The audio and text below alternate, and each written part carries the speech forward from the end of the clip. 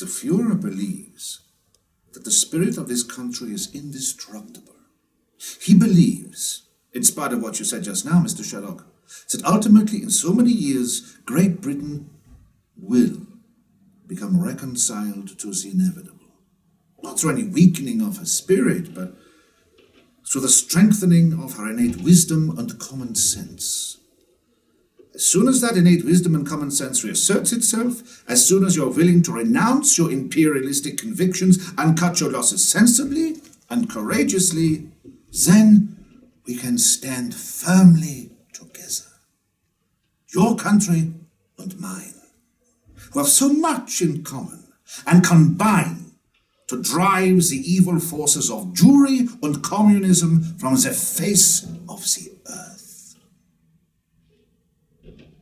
Richter makes himself known to all the people around the area of London. Sloane Square is probably his patch, and there are other offices operating around England and London.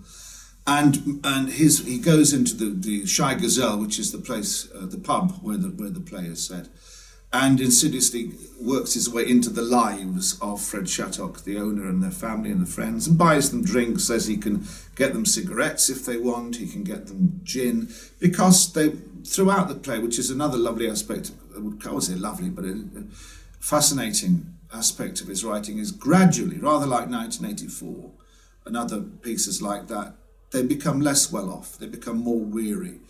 Blackout curtains are put up instead of conventional things. Things become shabbier and grubbier. Food is harder to get. Booze is harder to get. So they end up making this thing called Stubbs, which is a kind of hooch, moonshine, really. And Richter, because the Germans are sucking all the money out of the infrastructure to power their, to win the war, basically. And so Richter's job is to go around and to win over everybody as the smiling, acceptable face. He jokes with the locals, he buys them drinks. It's part of his budget and his remit. But at the same time, he's keeping half an eye out on any resistance to the policies. He's seeing if anybody's passing information to each other. Underline all that, I suppose, it's the iron fist and the velvet glove policy.